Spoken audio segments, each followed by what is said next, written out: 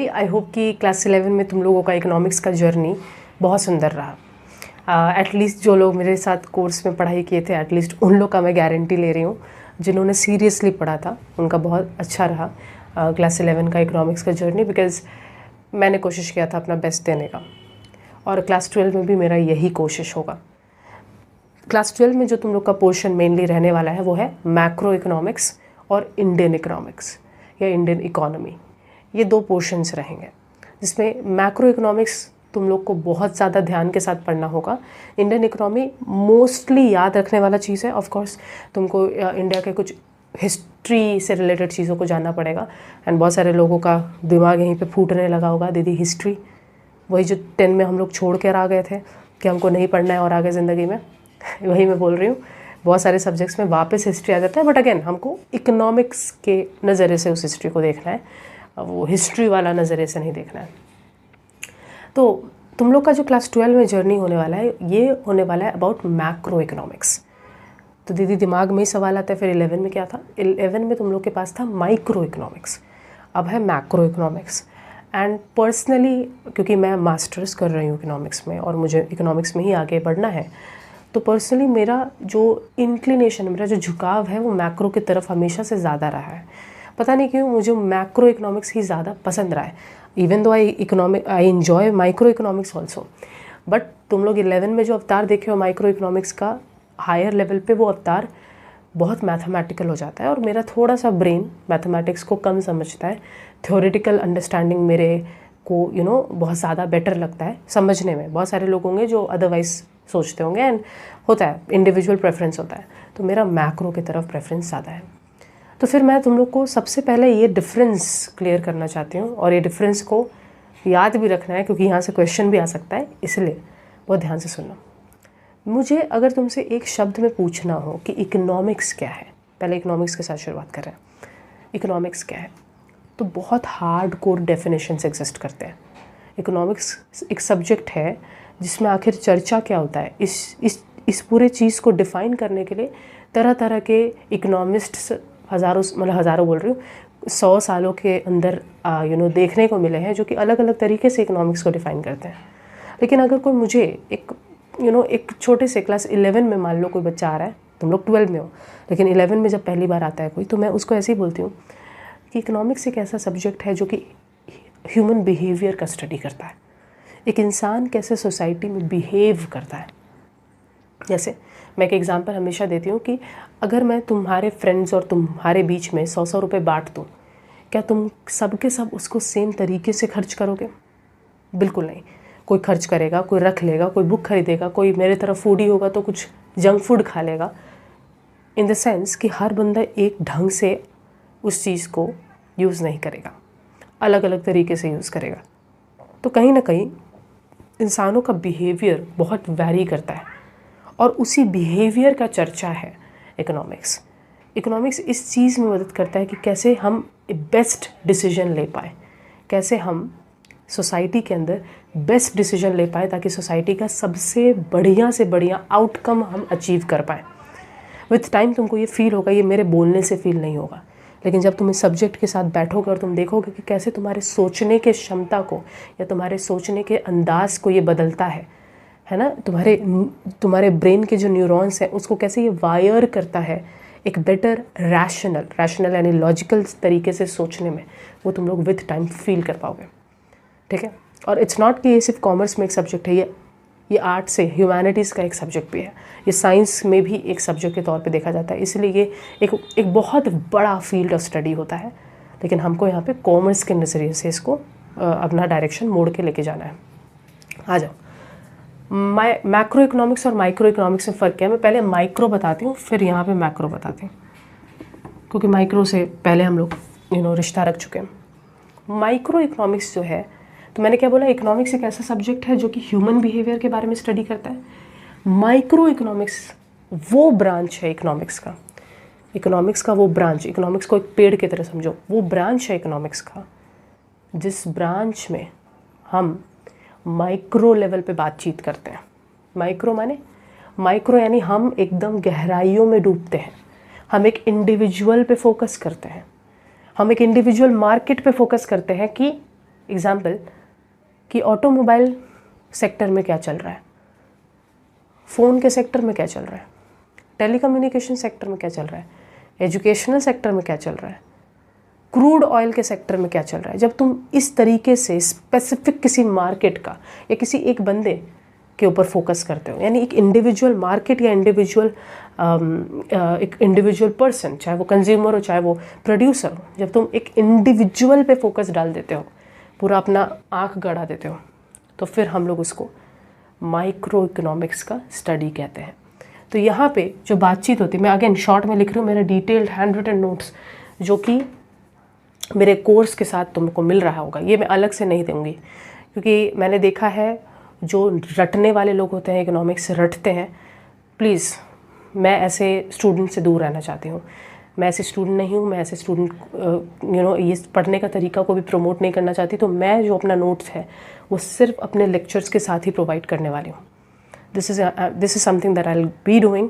अब तुम लोग इसके लिए मुझे नफ़रत करो या जो करो, there are contents available YouTube पे, बहुत सारे और टीचर्स भी हैं, बहुत सारे और जगहों पे भी तुमको मिल जाएगा, जहाँ से तुमको पढ़ना है तुम पढ़ सकते हो। बट मैं जो अपना नोट्स में एक्सप्लेन की हूँ वो मैं चाहूँगी कि बंदा पहले लेक्चर देखे, फिर उसको समझे और फिर उसको पढ़े, ठीक है। ऑलराइट, सो माइक्रो इकोनॉमिक्स क्या है? यहाँ पे अगर हम शॉर्ट में बोले, ये एक इंडिविजुअल पे फोकस करता है, चाहे वो इंडिविजुअल कंज्यूमर हो, चाहे वो इंडिविजुअल प्रोड्यूसर हो, चाहे वो इंडिविजुअल मार्केट हो। इंडिविजुअल मार्केट माने कोई पर्टिकुलर मार्केट, फ़ोन का मार्केट है, ऑटोमोबाइल का मार्केट है, ऐसे इंडिविजुअल। लेकिन मैक्रो इकोनॉमिक्स क्या करता है?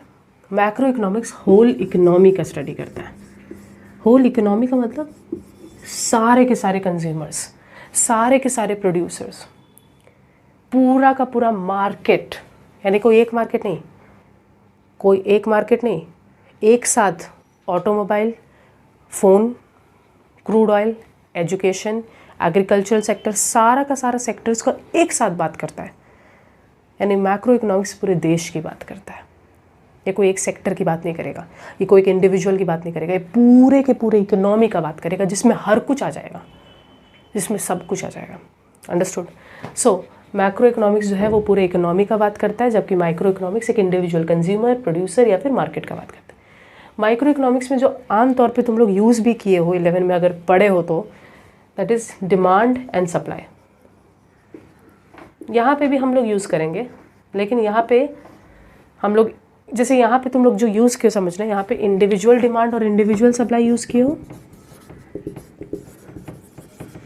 या फिर तुम लोग market demand market supply use किए हो। एग्जाम्पल, कोई एक बंदा कितना एप्पल्स डिमांड कर रहा है, save, that is individual demand. सभी लोग मिल कर के टोटल एप्पल का कितना डिमांड कर रहे हैं, तो that is market demand market supply. तो तुम लोग इस तरीके से बातचीत किए हो।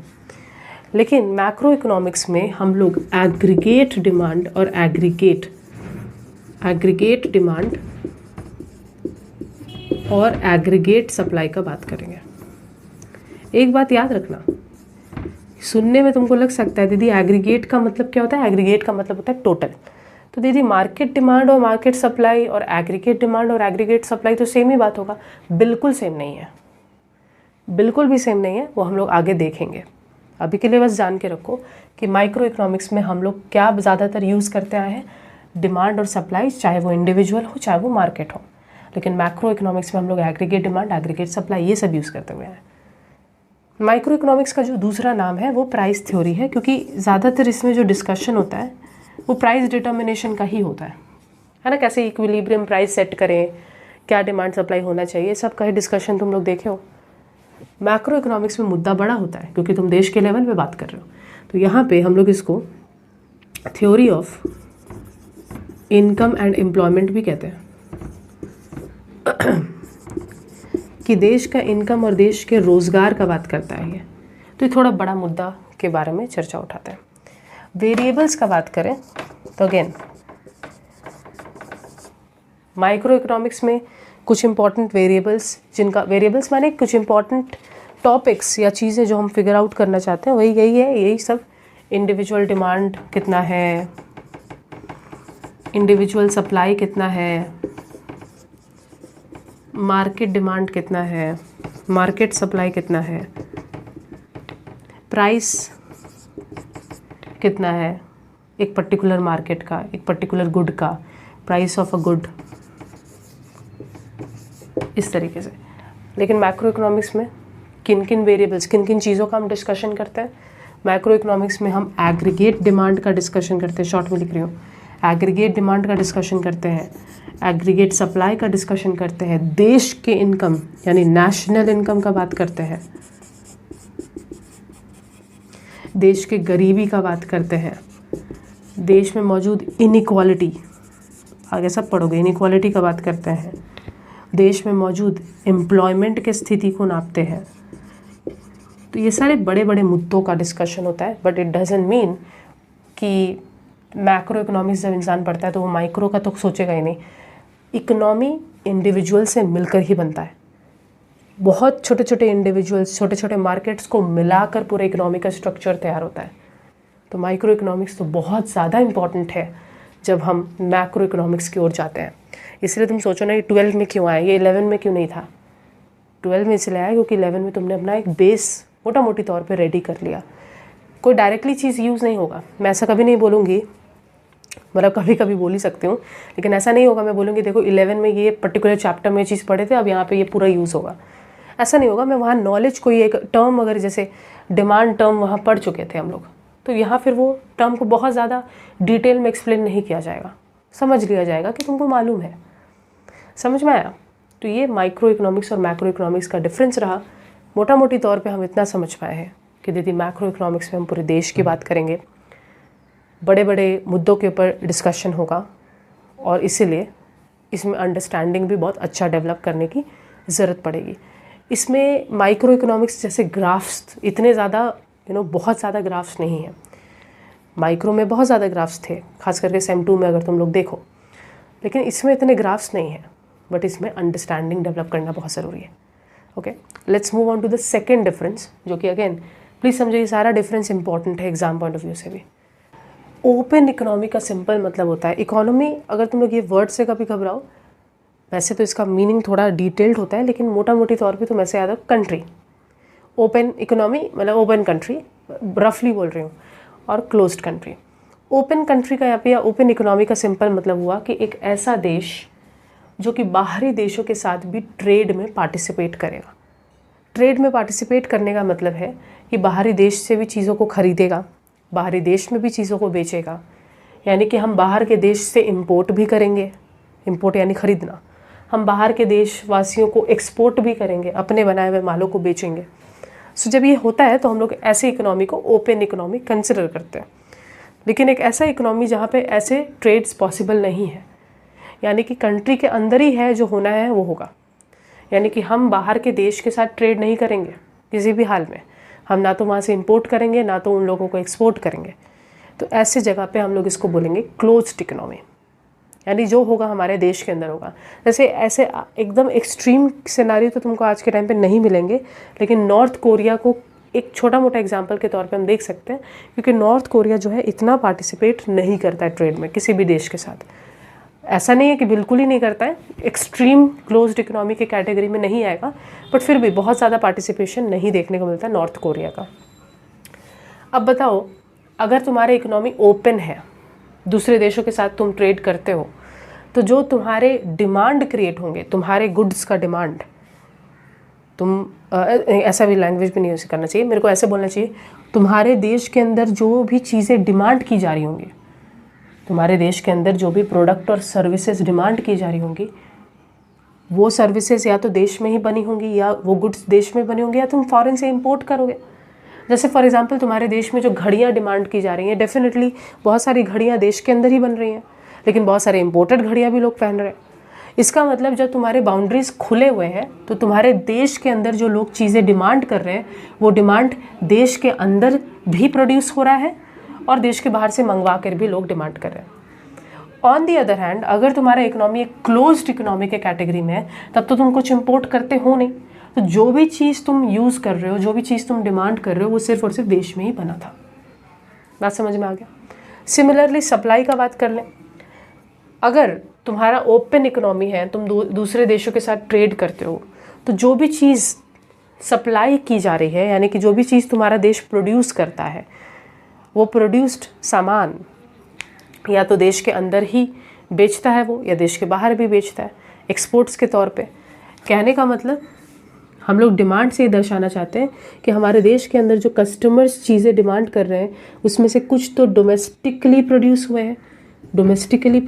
हैं, और कुछ है जो फॉरेन कंट्रीज़ में प्रोड्यूस हुए हैं। उसी तरीके से हमारा देश जो गुड्स सप्लाई किया जा रहा है, हमारे देश में जो चीज़ें बन रही हैं, उसमें से कुछ तो देश के अंदर ही बिक रही हैं, यानी डोमेस्टिकली सेल की जा रही हैं, और कुछ फॉरेन कंट्रीज़ में जाकर हम लोग बेच रहे हैं, फॉरेन कंट्रीज़ में हम सेल कर रहे हैं। मतलब हमारे देश में जो भी चीज़ें खरीदी जा रही हैं, या तो वो देश के अंदर ही बनी थी या बाहर से बनी थी, हमने इंपोर्ट करवाया। हम इंपोर्ट करा सकते हैं क्योंकि हम लोग ओपन इकोनॉमी है। जो भी चीज़ें हम प्रोड्यूस कर रहे हैं और जो भी चीज़ बिक रहा है, या तो वो देश के अंदर ही बिक रहा है या हम बाहर भी बेच सकते हैं, क्योंकि हम ओपन इकोनॉमी है तो हम एक्सपोर्ट भी कर सकते हैं। लेकिन अगर हम एक क्लोज्ड इकोनॉमी है, तो जो भी चीज़ हम यूज़ कर रहे हैं वो देश में ही बनी थी, जो भी चीज़ हम बेचना चाहते हैं वो देश के अंदर ही बिकेंगी, हम बाहर नहीं बेच सकते और बाहर से नहीं खरीद सकते। ओपन इकोनॉमी में जब तुम दूसरे देशों के साथ पार्टिसिपेट करते हो, तो तुम्हारे दूसरे देशों के साथ ट्रेड रिलेशंस भी बेहतर होता है ना। तुम यूएस के साथ ट्रेड करते हो, तुम बाकी और कंट्रीज़, रशिया के साथ ट्रेड करते हो, उन कंट्रीज़, इन बड़े बड़े कंट्रीज़ के साथ तुम्हारा देश का रिश्ता स्ट्रॉन्ग होता है। जिससे अगर तुम्हारे देश में कल को आफत आ पड़ा तो ये सारे कंट्रीज़ तुम्हारी मदद भी करेंगे। लेकिन जब तुम फुल्ली क्लोज्ड होते हो, तुम अपने नट शेल में ही रहते हो, तो फिर ऐसे तुम्हारे कोई भी देश के साथ क्लोज रिलेशंस नहीं बन पाता। और जब क्लोज रिलेशंस नहीं होगा, तुम्हारे देश में कोई भी इकोनॉमिक क्राइसिस आएगा, तुम्हारे देश में कोई भी बर्बादी का स्थिति आएगा, तो दूसरा कोई देश तुमको मदद करने नहीं आएगा, क्योंकि तुमने किसी के साथ रिश्ता बनाया ही नहीं। तो इसको हम लोग बोलते हैं डिप्लोमेटिक रिलेशनशिप्स, जियोपॉलिटिकल रिलेशनशिप्स। कहने का मतलब ओपन इकोनॉमी में दरवाजे आपके देश के खुले होते हैं, आप बाहर के देशों से इंपोर्ट करते हो, बाहर के देशों में एक्सपोर्ट करते हो, आपके रिलेशंस दूसरे देशों के साथ स्ट्रॉन्ग बनते हैं। जबकि क्लोज्ड इकोनॉमी में ऐसा कुछ नहीं हो पाता। समझ में आया? ओके। जाने के लिए ना मैं एक एग्जांपल देती हूँ, प्लीज़ इसको समझना बहुत अच्छे से, क्योंकि ये इम्पॉर्टेंट पोर्शन है जहाँ पे लोग थोड़ा कंफ्यूज हो जाते हैं। स्टॉक और फ्लो का डिफरेंस क्या है, इसको एक एग्जांपल के तौर पे अगर मैं समझाऊँ, इमेजिन करो एक पल के लिए कि तुम्हारे घर में डेफिनेटली तुम्हारे छत पे टंकी होगा, टंकी मौजूद होगा, टैंक, जिससे पानी पूरे फ्लैट में या बिल्डिंग में आता है। तो मैं ये कह रही हूँ, समझना, तुम्हारे टैंक में अगर मैं सारे जो जहाँ से जो भी नल वगैरह में पानी जा रहा है, उन सबको मैं बंद कर देती हूँ, सिर्फ़ और सिर्फ सब कुछ बंद करने, कहीं से पानी निकल नहीं रहा है, अभी इस वक्त तुम्हारे टैंक में कितना पानी मौजूद है, जब मैं उसको नापती हूँ, that is known as stock concept. Stock of water, कितना स्टॉक अभी इस वक्त मौजूद है, दैट इज़ स्टॉक कंसेप्ट। लेकिन फ़्लो क्या होता है? फ़्लो ये होता है कि मान लो तुम्हारे घर में अगर ऑटोमेटिक मोटर का सिस्टम है, तो ऑटोमेटिक मोटर में यही होता है कि टंकी में अगर एक लेवल के बाद पानी नीचे चला गया, तो वो दोबारा मोटर अपने आप ऑटोमेटिकली ऑन हो जाता है और फिर वो पानी रिफ़िल होने लगता है। तो मैं कुछ बोलने जा रही हूँ, तुमने पूरे दिन का, पूरे डे यानी कि पूरे दिन, पूरा एक टाइम ड्यूरेशन है, डे का एक बिगिनिंग होगा, दिन का शुरुआत होगा कहीं पे और दिन का एंड होगा। पूरा एक डे में कितना पानी लोगों ने इस्तेमाल किया, क्योंकि पानी जो है वो कंटिन्यूसली इस्तेमाल होता है पूरे दिन में, तो पूरे दिन में लोगों ने कितना पानी इस्तेमाल किया, उस पूरे चीज़ को नापने के लिए हम लोग बोलते हैं कि ये एक फ़्लो कॉन्सेप्ट है। तो मतलब ये हुआ स्टॉक और फ्लो का। जस्ट एग्जांपल को एक्सप्लेन करने के लिए अगर मैं बोलूँ कि अगर हम लोग यहाँ पे देख रहे हैं कि हमारे पास मान लो 2 मार्कर्स था, इस वक्त कितना मार्कर्स पड़ा हुआ है? 2 मार्कर, तो दैट्स अ स्टॉक। लेकिन पूरे वीक में मैंने और 5 मार्कर्स खरीदा, यानी एक वीक में एक वीक में मैंने 5 मार्कर्स खरीदा। एक वीक में 5 मार्कर्स खरीदने का मतलब है, हो सकता है मंडे 2 मार्कर्स खरीद के लेके आई हूँ, ट्यूसडे कुछ भी नहीं खरीदा था, वेंसडे कुछ नहीं खरीदा, थर्सडे 1 मार्कर और ले आई, सैटरडे 1 मार्कर और ले आई, फ्राइडे संडे 1 और मार्कर ले आई। कहने का मतलब ये है कि पूरे वीक भर में 5 और एडिशंस मैंने किए। तो दैट्स अ फ्लो यहाँ पे इस 5 मार्कर्स को बोला जाएगा कि एक वीक में तुमने क्या चेंज एक्स्ट्रा ऐड कर दिया इसमें, दैट्स अ फ्लो। तो यानी मोटा मोटी तौर पे दीदी बस इतना समझाइए कैसे हम लोग इसको सिंपल तौर पे याद रखें। सिंपल तौर पे मतलब फ्लो जब भी बात करोगे तो तुम एक टाइम ड्यूरेशन का बात करोगे।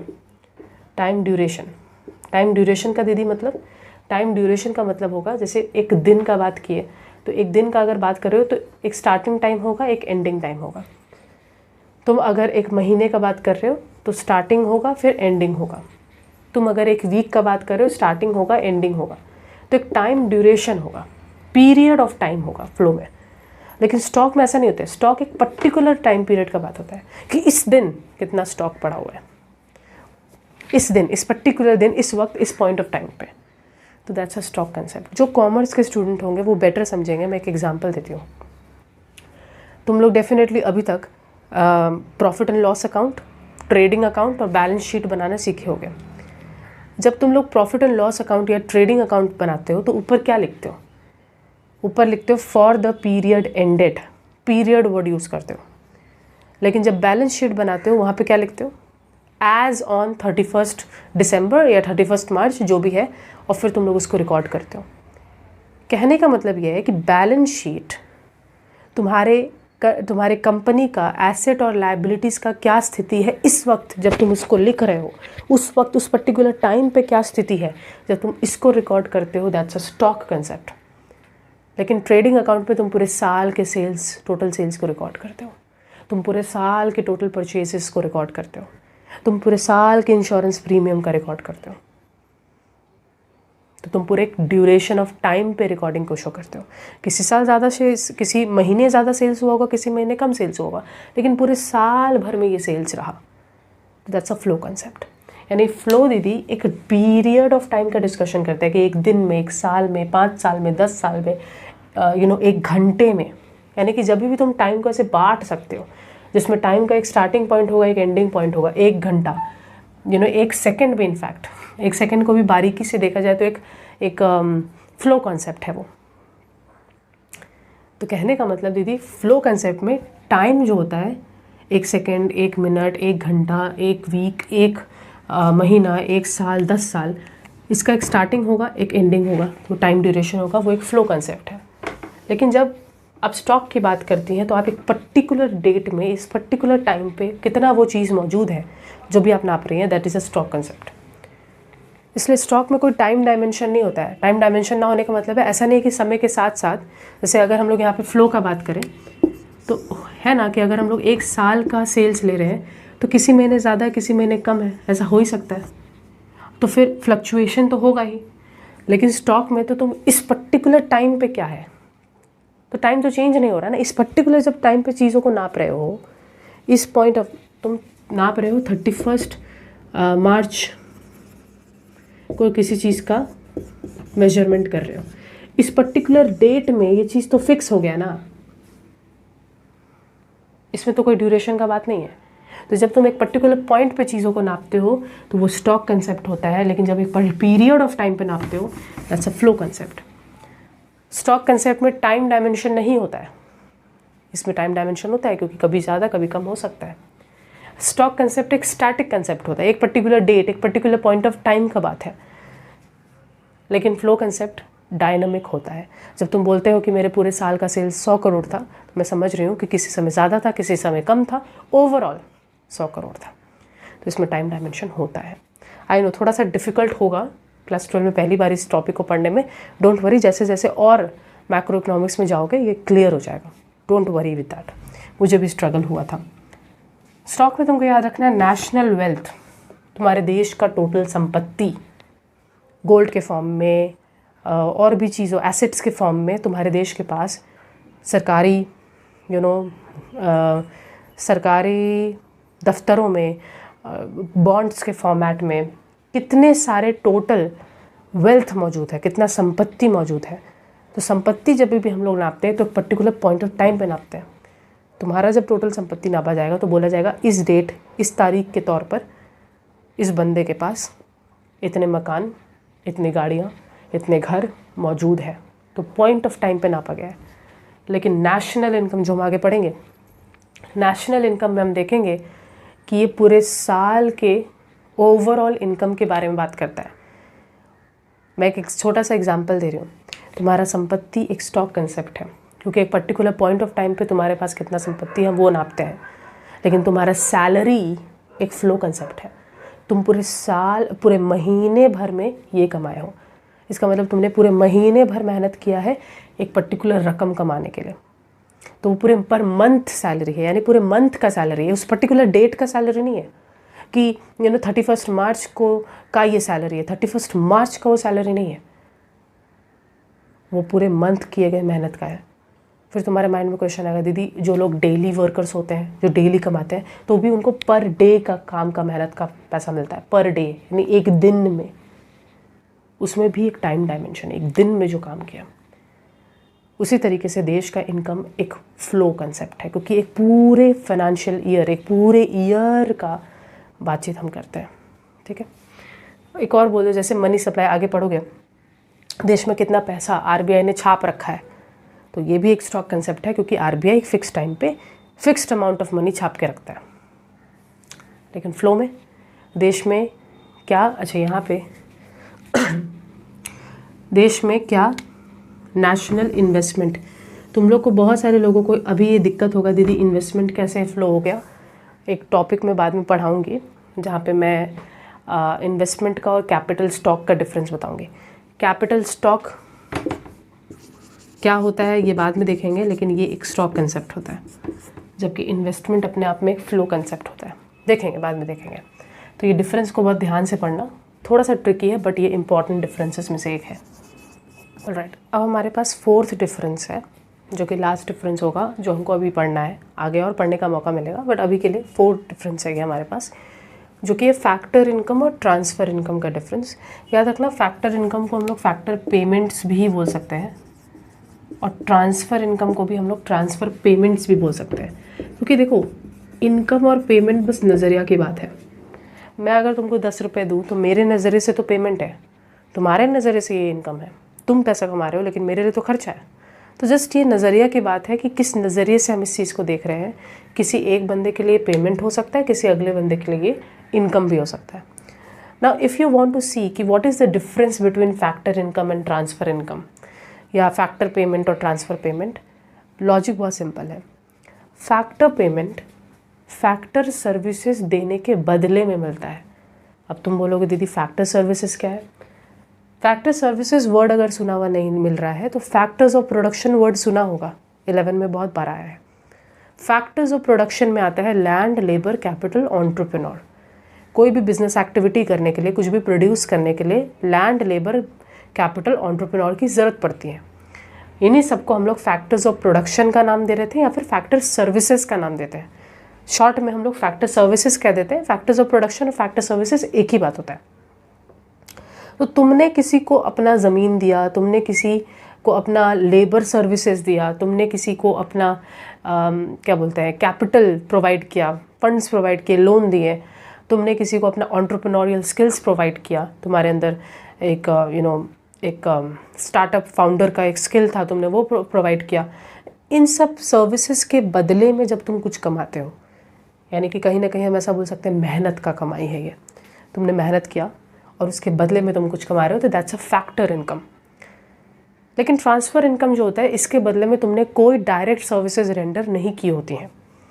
जैसे मैं एक एग्जांपल दे रही हूँ सरकार जो विधवाएं होती हैं गांव में खास करके, उनको सरकार फ्री में कुछ पैसे प्रोवाइड करता है। तो एक विधवा है जिसको सरकार ने फ्री में पैसा प्रोवाइड किया, क्या उस विधवा ने कोई सर्विस प्रोवाइड किया है? नहीं, सरकार बस वो उस पैसे को इसलिए प्रोवाइड कर रहा है बिकॉज वो विधवा है। That's a transfer payment government के पॉइंट ऑफ व्यू से, और उस औरत के पॉइंट ऑफ व्यू से ये एक हो जाएगा ट्रांसफ़र इनकम। यानी मैंने डायरेक्टली कोई सर्विस रेंडर नहीं किया, फिर भी मुझे ये पैसे मिल रहे हैं, मुझे ये बेनिफिट्स मिल रहे हैं, तो दैट्स अ ट्रांसफ़र पेमेंट या ट्रांसफ़र इनकम। सिमिलरली सरकार जो है वो बेरोज़गार, अगर तुम हो गांव में, बाद में पढ़ोगे, एक स्कीम है बेसिकली, अगर तुम गांव में और बेरोज़गार हो, सर्टेन स्कीम के अंदर वो आता है, तो फिर सरकार तुमको कुछ यहाँ पे अलाउंस देगा, बेरोज़गारी का अलाउंस। तो यहाँ पे सरकार, तुम बेरोज़गार हो इसीलिए तुमको वो पैसा प्रोवाइड कर रहा है। Even this is a transfer payment या ट्रांसफ़र इनकम। सरकार फ्री का इलेक्ट्रिसिटी बांट रहा है, ये एक ट्रांसफ़र पेमेंट या ट्रांसफ़र इनकम है।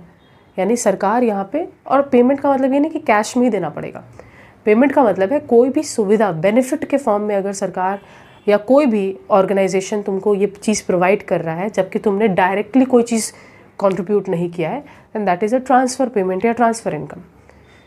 तुमको स्कॉलरशिप मिल रहा है, तुमने बहुत अच्छा परफॉर्म किया, तुमको स्कॉलरशिप सरकार प्रोवाइड कर रहा है, इवन ये ट्रांसफ़र बेनिफिट्स के अंदर आएगा। तुम बोलोगे नहीं दीदी मैंने मेहनत तो किया, मैंने देश के लिए मेहनत किया, इतने सारी चीज़ें लिखी, बट तुमने इकोनॉमिक सेंस में क्या लैंड लेबर सर्विसेज दे करके कुछ मेहनत किया है? नहीं। लेकिन हम लोग इसको और ब्रॉडन करने का कोशिश कर रहे हैं कि नॉलेज भी अगर कोई अपना रिसर्च वगैरह करके नॉलेज भी अगर दे रहा है तो that is also a service.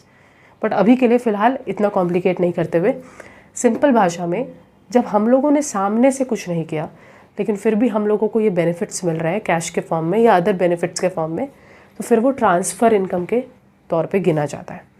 यानी फैक्टर इनकम के लिए हम लोग फैक्टर सर्विसेज रेंडर करते हैं मतलब प्रोवाइड करते हैं, और फिर ये कमाई होता है। लेकिन ट्रांसफ़र इनकम में कोई ऐसा फैक्टर सर्विसेज रेंडर नहीं किया जाता है, फिर भी ये कमाई होता है। इसलिए हम ऐसा बोलते हैं कि फैक्टर इनकम जो होता है वो बाईलैटरल होता है, दो तरफा। तुम यहाँ से सर्विसेज दो, तुमको बदले में पैसा मिलेगा या तुमको बदले में बेनिफिट्स मिलेगा। तुम काम करोगे इसलिए तुमको सैलरी मिल रहा है। This is a bilateral transaction, कि दो तरफा है ना, कि तुम यहाँ पे काम भी कर रहे हो इसलिए तुमको बदले में पैसा मिल रहा है, काम नहीं करोगे पैसा नहीं मिलेगा। बाईलैटरल। ट्रांसफ़र इनकम यूनिलैटरल होता है, तुमको यहाँ से बेनिफिट मिल रहा है लेकिन तुमने सामने से कुछ एक्स्ट्रा नहीं किया है। विधवा है इसलिए सरकार बेनिफिट प्रोवाइड कर रहा है, बेरोज़गार है इसलिए सरकार बेनिफिट प्रोवाइड कर रहा है, रूरल इलाके से आते हैं, छोटे छोटे बच्चे हैं, न्यूट्रिशन प्रोवाइड करने के लिए सरकार सरकारी स्कूल्स में मिड डे मील्स प्रोवाइड कर रहा है, खाना मिड डे मील्स प्रोवाइड कर रहा है। तो ये सारे बेनिफिट्स के अंदर काउंट किए जाते हैं, इनके लिए तुमने डायरेक्टली कुछ नहीं किया है। तो these are all benefits, transfer payments या ट्रांसफ़र इनकम्स। तो फैक्टर इनकम जो होता है बाईलैटरल है, दो तरफा, लेकिन ये यूनिलैटरल है, सिर्फ एक तरफा है, पैसा एक हाथ से मिल रहा है लेकिन तुम डायरेक्टली यहाँ पे कुछ योगदान नहीं कर रहे हो। हम सिर्फ और सिर्फ, ये बाद में तुम समझोगे इसका इंपॉर्टेंस, हम सिर्फ और सिर्फ फैक्टर इनकम को ही नेशनल इनकम के अंदर काउंट करते हैं। यानी जब हम देश का इनकम निकालते हैं तो हम सिर्फ फैक्टर इनकम को लेते हैं, क्योंकि हम सिर्फ मेहनत के कमाई को लेना चाहते हैं। हम ऐसे कमाई को लेना चाहते हैं जिसके बदले में देश में कुछ प्रोडक्टिव एक्टिविटी हुआ हो। तुम अगर अनएम्प्लॉयमेंट अलाउंस, विडो अलाउंस के रूप में कमा रहे हो, इससे तुमने देश में कुछ एक्स्ट्रा योगदान नहीं किया है, क्योंकि ये तो यूनिलैटरल ट्रांजैक्शन है। तो हम ऐसे ट्रांजैक्शंस को देश के कमाई को जब जोड़ते हैं तो नहीं इंक्लूड करते हैं, बाद में और समझ में आएगा। यानी देश के कमाई में सिर्फ और सिर्फ ये मेहनत वाला कमाई ही पार्ट बनता है, ये फोकट का कमाई काइंड ऑफ पार्ट नहीं बनता है। तो कभी कंफ्यूज नहीं होना है। जैसे ही मैं आगे भी वर्ड्स यूज़ करूँगी, जैसे मैं बोलूँगी फैक्टर इनकम, तो समझ जाना मेहनत का कमाई, कुछ किए हैं बदले में तभी ये इनकम मिल रहा है, काम एक्टिविटी नहीं करेंगे तो ये इनकम नहीं मिलेगा। जबकि ट्रांसफ़र इनकम जो होता है ये फोकट का काइंड ऑफ कमाई होता है, सरकार यूं ही हमको ये प्रोवाइड कर रहा है। सरकारी ज़रूरी नहीं है, और भी ऑर्गेनाइजेशंस हो सकते हैं। हो सकता है कि तुमने बहुत अच्छा किया और कोई फॉरेन यूनिवर्सिटी तुमको स्कॉलरशिप दे रहा है, तो इसमें सरकार का बात नहीं है। कोई भी ऑर्गेनाइजेशन अगर तुमको यूं ही कुछ बेनिफिट प्रोवाइड कर रहा है जिसके लिए तुमने डायरेक्टली कुछ नहीं किया है, that is a transfer income. और इसको हम लोग नेशनल इनकम में नहीं मानते, क्योंकि इससे देश का प्रोडक्टिव एक्टिविटी, मतलब देश में कुछ प्रोडक्शन एक्स्ट्रा नहीं हुआ है।